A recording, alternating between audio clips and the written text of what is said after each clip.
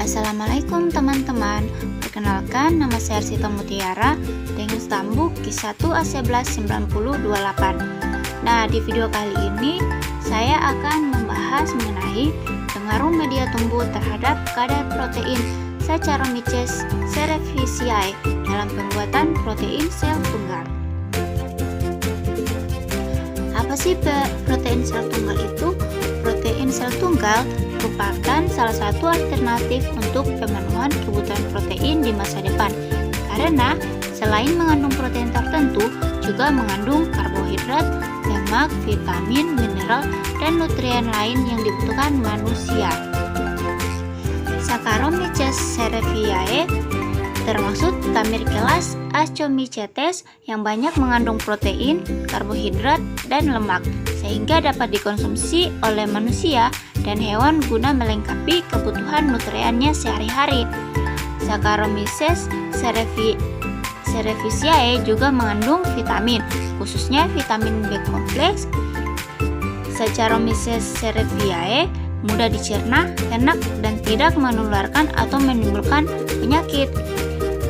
Saccharomyces cerevisiae sangat mudah ditumbuhkan pada berbagai media asalkan terdapat sumber karbon, nitrogen, hidrogen, oksigen, sulfur, kalsium, vitamin, mineral, serta air.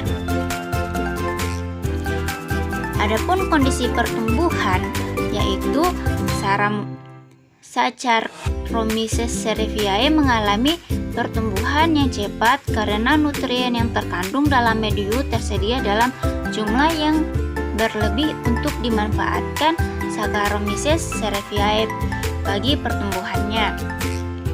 Saccharomyces cerevisiae memanfaatkan protein karbon dan mineral dalam bentuk sebagai substrat metabolisme untuk sintesis komponen sel. Protein, karbon, dan mineral tersebut dapat diperoleh dari ekstrak khamir, pepton, dextrosa, limba cair tahu, ampas tahu, dan air kelapa. Saccharomyces cerevisiae memiliki sifat toleran terhadap lingkungan yang lebih asam dengan pH antara 3,5 sampai 5,5, mempunyai suhu pertumbuhan antara 25 derajat Celcius sampai 30 derajat Celcius. Cara reproduksi Saccharomyces cerevisiae ada dua cara, yaitu reproduksi vegetatif dan generatif. Yang pertama, cara perkembangbiakan vegetatif. Reproduksi vegetatif atau aksesual Saccharomyces cerevisiae adalah melalui kuncup atau tunas dengan memisahkan diri, dan seringkali tunas tersebut melekat pada induknya dan bertunas lagi membentuk koloni. Pada kondisi optimal, khamir dapat membentuk lebih dari 20 ekor tuna. Tuna-tuna tersebut semakin membesar dan akhirnya terlepas dari sel induknya. Kemudian, tuna yang terlepas ini tumbuh menjadi individu baru. Yang kedua, cara perkembangbiakan generatif. Jika keadaan lingkungan buruk, cara reproduksi Saccharomyces cerevisiae dilakukan secara seksual.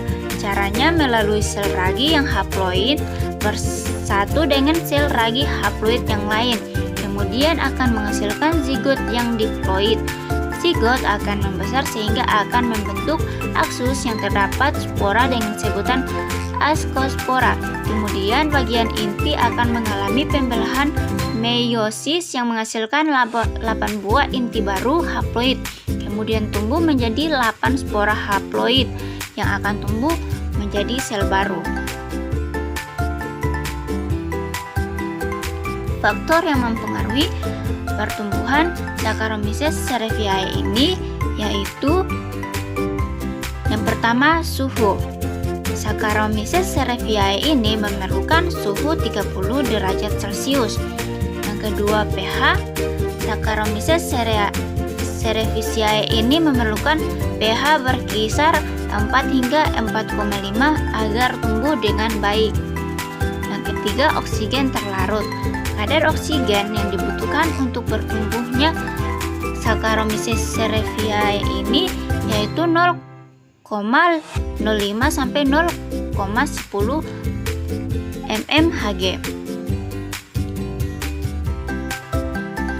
Pemanfaatan limbah cair tahu, ampas tahu, dan air kelapa dengan variasi komposisi sebagai media tumbuh Saccharomyces cerevisiae sehingga diketahui perbedaan kadar protein sel Saccharomyces cerevisiae dibandingkan dalam medium YEPD.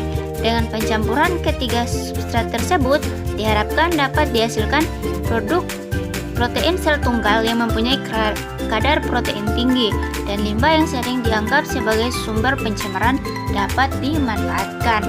Saccharomyces cerevisiae ini memiliki sejarah yang luar biasa di industri fermentasi karena kemampuannya dalam menghasilkan alkohol. Metode produksi Saccharomyces cerevisiae ini yaitu yang pertama pembuatan medium YEPD. Medium ini dibuat dari limbah cair tahu dan air kelapa dengan 3 macam perbandingan. Kemudian ketiga bahan tersebut diaduk hingga homogen, disaring dan dimasukkan ke dalam botol selai. Botol selai lalu ditutup dengan busa dan disterilkan dengan autoclave pada suhu 121 derajat Celcius selama 15 menit. Kemudian medium didinginkan dan setelah dingin siap diinokulasi. Kemudian pembuatan limbah. Pembuatan medium limbah. Medium limbah tahu air kelapa diinkubasi di dalam inkubator pada suhu 30 derajat Celcius selama 20 jam. Kemudian medium tersebut diukur pH dan dihitung populasi sel Saccharomyces cerevisiae setiap 20 jam, setiap 24 jam selama 4 hari. Pengukuran pH medium tidak lupa dilakukan perhitungan pH dan perhitungan jumlah sel Saccharomyces cerevisiae. Tahap selanjutnya penumbuhan Saccharomyces cerevisiae. Sel-sel Saccharomyces cerevisiae ini dipanen saat pertumbuhan optimal dengan melakukan sentrifugasi 3000 rpm sebanyak 2 kali, masing-masing selama 10 menit. Selanjutnya sel dikeringkan pada suhu 50 sampai 60 derajat Celcius selama 3 hari. Setelah kering dilakukan penggerusan sel, kemudian serbuk yang dihasilkan ditimbang berat keringnya. Selanjutnya analisis kadar protein. Kadar protein dari Saccharomyces cerevisiae ini diukur dengan metode Lowry menggunakan spektrofotometer. Semakin baik nutrien di dalam substrat tempat tumbuhnya, maka pertumbuhan sel semakin cepat yang akan meningkatkan kadar protein. Kelebihan Saccharomyces cerevisiae yaitu yang pertama, dalam proses fermentasi mikroorganisme ini cepat berkembang biak, tahan terhadap kadar alkohol yang tinggi, tahan terhadap suhu yang tinggi, mempunyai sifat stabil dan cepat mengendalikan adaptasi. Yang kedua, pertama kali dimanfaatkan untuk pembuatan makanan, sejalan dengan waktu kemudian mulai dipakai untuk industri. Saccharomyces cerevisiae dipakai sebagai produk probiotik dan imunostimulan untuk meningkatkan kesehatan dan produktivitas ternak seperti ruminansia, unggas, ataupun ikan. Kandungan yang terdapat dalam Saccharomyces cerevisiae ini yaitu Saccharomyces cerevisiae ini termasuk kamir jenis Ascomycetes yang banyak mengandung protein, karbohidrat, dan lemak sehingga dapat dikonsumsi oleh manusia dan hewan guna melengkapi kebutuhan nutriennya sehari-hari. Saccharomyces cerevisiae juga mengandung vitamin khususnya vitamin B kompleks. Berikut sumber yang saya ambil untuk materi tadi yang saya telah jelaskan. Sekian dan terima kasih. Wassalamualaikum warahmatullahi wabarakatuh.